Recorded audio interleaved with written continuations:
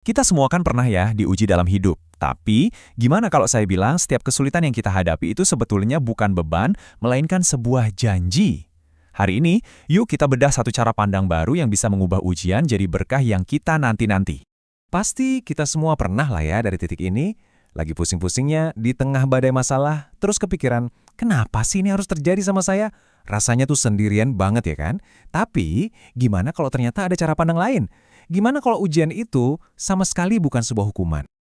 Oke, kita langsung masuk ke inti pembahasannya ya. Perspektif pertama yang perlu kita pegang banget nih, ujian itu bukan tentang hukuman. Justru sebaliknya, ini tuh tentang pemurnian. Anggap aja sebuah proses pembersihan secara spiritual. Nah, fondasi dari pemikiran ini datang dari hadis yang kuat banget nih. Pesannya tuh jelas banget. Setiap kesulitan yang kita alami, itu ada tujuannya.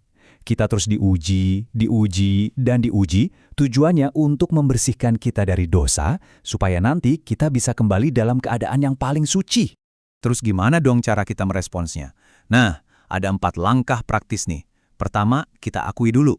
Sadari kalau, oke, ini ujian. Kedua, ubah mindset kita. Lihat ini sebagai proses pembersihan dosa. Ketiga, kita latih yang namanya ridho, yaitu menerima dengan tulus dari hati, tanpa ada tapi atau kenapa ya. Dan yang terakhir, ini kuncinya. Perbanyak istighfar, banyak-banyakin minta ampun. Poin yang paling krusial ada di sini.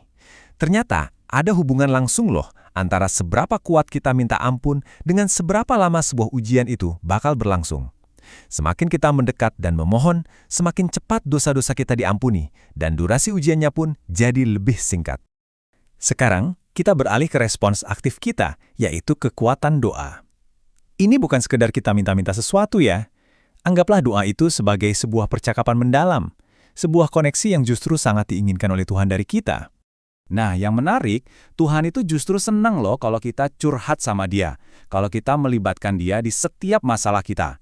Sebaliknya, saat kita nggak mau berdoa, itu bisa dianggap sebagai kesombongan, seolah-olah kita ngerasa, bisa kok sendiri, nggak butuh bantuan. Padahal Tuhan kan yang paling berhak kita ajak bicara. Nah, ini perbedaan yang penting banget. Mengaduh, nangis, merasa sedih, itu manusiawi banget. Itu malah tanda hati kita masih hidup, masih peka. Tapi kalau mengeluh, itu beda cerita. Mengeluh itu saat kita udah mulai nyalah-nyalahin, mempertanyakan takdir, dan membiarkan rasa putus asa masuk. Nah, sikap kayak gini nih yang pelan-pelan bisa mengikis iman kita.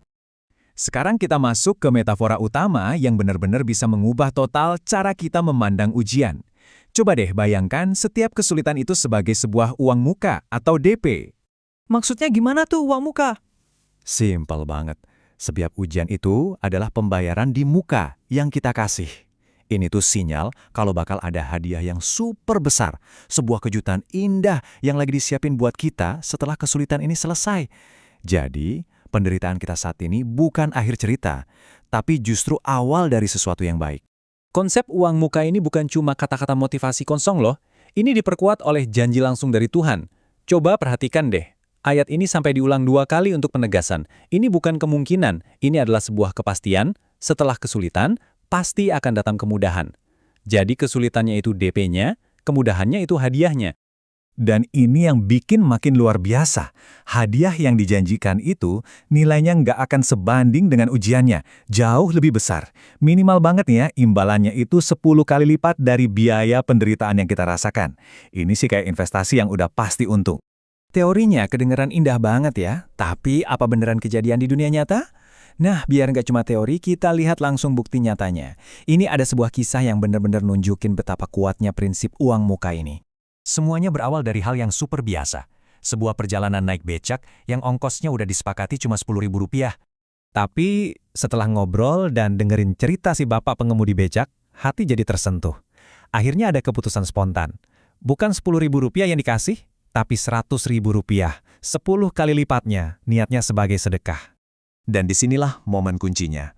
Kebaikan itu nggak dibalas dengan uang, tapi dengan sesuatu yang jauh lebih berharga. Doa yang tulus dan sepenuh hati dari orang yang bersyukur. Sebuah doa supaya rezekinya dilancarkan, diberkahi, dan terus ditambah. Terus, apa jawaban dari doa itu? Wah, ini benar-benar di luar nalar. Cuma dalam hitungan jam, datang hadiah yang sama sekali nggak disangka-sangka.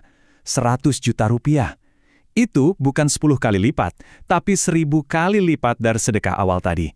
Bukti nyata kalau janji Tuhan itu nggak pernah meleset.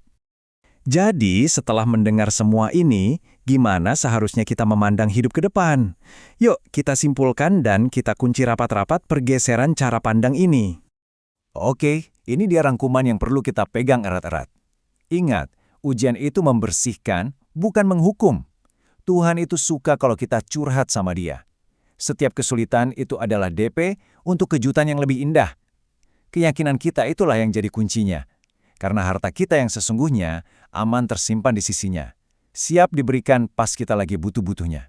Ujung-ujungnya semua kembali ke satu prinsip ini. Tuhan itu sesuai dengan prasangka hambanya kepadanya. Kalau kita yakin seyakin-yakinnya bakal dapat hadiah setelah ujian, ya itulah yang bakal kita terima. Jadi, pola pikir kita, prasangka baik kita, itu yang menentukan segalanya. Saya mau tinggalkan Anda dengan satu pertanyaan ini untuk kita renungkan sama-sama. Kalau kita benar-benar percaya setiap kesulitan itu adalah janji sebuah hadiah, kira-kira cara kita menghadapinya bakal berubah total nggak? Mungkin kita nggak lagi melihatnya dengan rasa takut, tapi justru dengan sabar, dan bahkan dengan sebuah harapan yang penuh penantian.